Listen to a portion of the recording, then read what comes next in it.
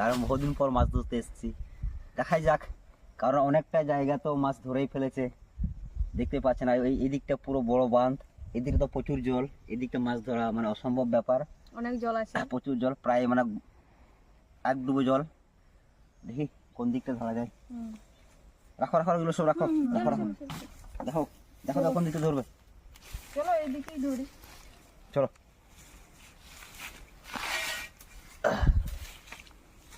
তাই তো ভাবছি এদিকে পুরো মনে হয় কালকেই ধরেছে, কারণ পুরো জলটা ঘোলা হয়ে গেছে।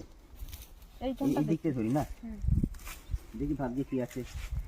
কিছু তো পাওয়া যাবে রে বাবা।